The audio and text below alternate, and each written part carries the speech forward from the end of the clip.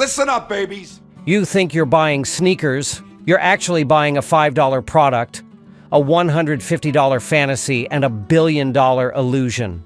Nike isn't just selling shoes. They're selling you a story and charging you extra to believe it. This isn't about canceling Nike. It's about canceling the blindfold, so next time you call the shots. From $2 per hour factories to marketing that makes you the ad. In this episode of Empire Uncut, we're breaking down how Nike turned kicks into a psychological game you didn't even know you were playing. Like what you're hearing. Hit like and subscribe to Empire Uncut, where brands get unboxed and billion-dollar tricks get exposed. Because inside Nike, you're not just shopping. You're being played. Why you pay for the hype? Let's start with the biggest lie hiding in plain sight. Nike shoes don't cost what you think they do. A pair of Air Jordans priced at $150 to $200. Cute. Now guess how much they actually cost to make. Around $16 to $30 for everything. Labor, materials, shipping, packaging, even a bit of margin for the factory. But the real kicker? The factory only sees a fraction of that. The rest goes to middlemen, markups, and that sneaky little thing called hype tax. According to Nike ShoeBot, on average, the cost of production can range anywhere between $16 and $30 per pair. But you're not buying comfort. You're buying status. Every ad, every celeb collab, every limited drop is engineered to create one feeling: FOMO. You're buying the privilege of saying, I got them. As Investopedia put it, a significant part of sneakers' value includes the price companies pay celebrity endorsers to attract consumers and build long-term loyalties. Here's the kicker. Nike doesn't even make most of their own shoes. According to Wikipedia, Nike relies on independent factories across Asia, Vietnam, Indonesia, China, India, and more. And many of these factories don't just produce for Nike. They make shoes for Adidas, Reebok, Puma, whoever places the order. Same workers, same machines, just a different logo stitched on top. So when you think you're buying something exclusive, you're probably just buying the better marketed version of a $5 sneaker. Because at Nike, the real premium isn't in the product, it's in the story you're being sold. And honestly, even my cat's fake hunting skills seem more authentic. At least he knows he's chasing laser dots, not dreams. You paid $150 for sneakers that cost $30 to make. But plot twist, the real deal isn't in the stitching. It's in the story they sold you, and how good it felt to believe it. Nike's markup game. Let's follow the money and see how that $28 sneaker becomes a $150 emotional purchase. According to a cost breakdown by Wear Testers, the average Nike sneaker costs about $28.50 to produce, including materials, labor, and logistics. Nike sells that pair wholesale for around $50 to $60 to retailers like Foot Locker. Then those retailers double or triple the price, bringing you that $120 to $150 retail sticker. The Shoe Snob blog explains that this isn't some backroom markup scam. It's just standard retail economics. So where does your money actually go? Here's the receipt you never see. $28.50 for production, $50 to $60 for wholesale, $4.29 billion on global marketing.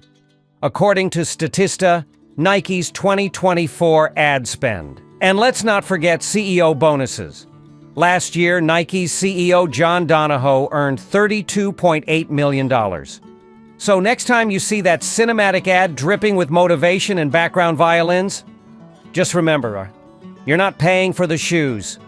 You're paying for the emotional high of a commercial that could convince a corgi it's destined for greatness, not just the couch. But here's what you're not paying for. Fair wages for the factory worker who stitched them. Sustainable materials, emotional durability, because your kicks won't comfort you when rent's due. And if my golden retriever had your credit card, he'd probably invest in a giant box, not a branded one. The truth is, you're not just buying sneakers. You're buying how they make you feel. And Nike's been cashing in on that feeling for decades. You've seen the price tags, you've seen the mind games, but behind all that shiny branding, there's a less glossy side to the swoosh. And it starts with a $2 paycheck and a skipped lunch.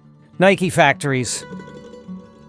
By now, we've seen how Nike turns cheap shoes into expensive feelings, but let's flip the box and check who's really paying the price. Spoiler, it's not you. It's the factory workers stitching your sneakers for less than the price of lunch. According to the Clean Clothes campaign, Nike-linked factory workers in Asia are still being paid under $2 per hour, barely enough to buy a cup of coffee, let alone afford the shoes they made. Meanwhile, as reported by Hypebeast, Nike's CEO John Donahoe earned $32.8 million. Yes, you heard that right. 32.8. Enough to buy 218,000 pairs of Air Maxes, and still have cash left over for a yacht shaped like a swoosh. Let that sink in while your cat does the math. It's more than 850 times what some factory workers make per year. And what does Nike say?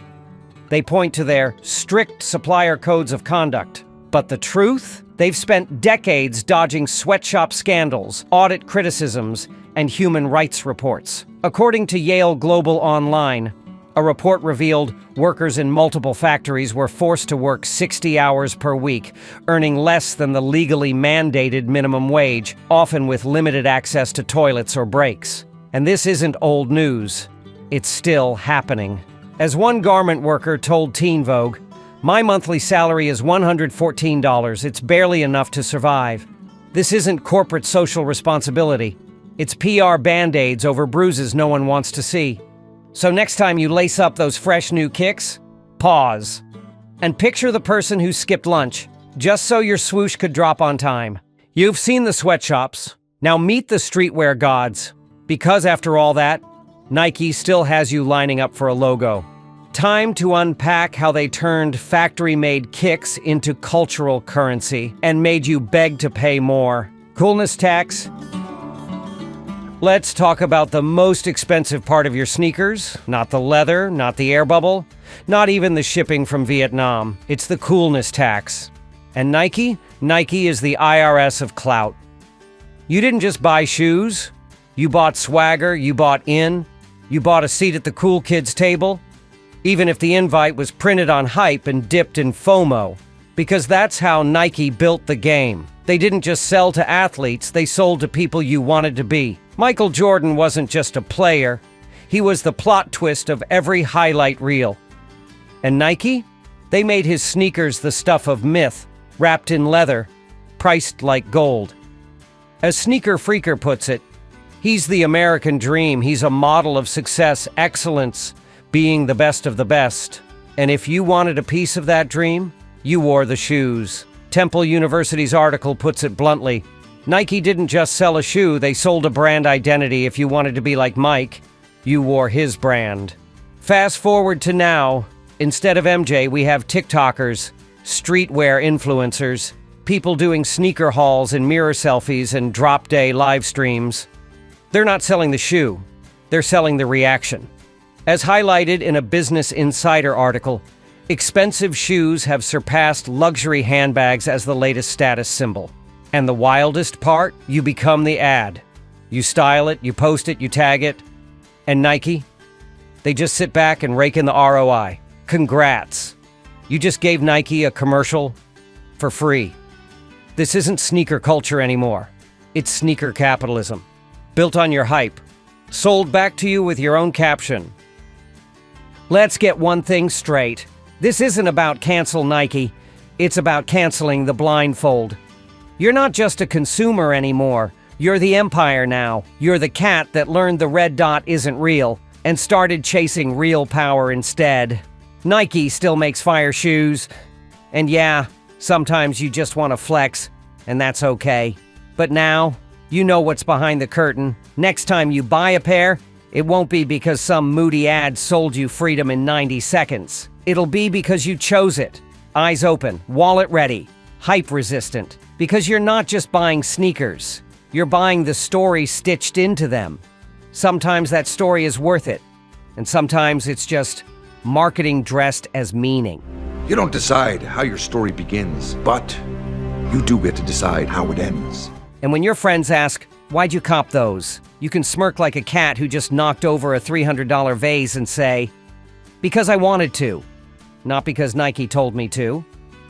At Empire Uncut, we'll never shame you for your kicks or your guilty pleasures.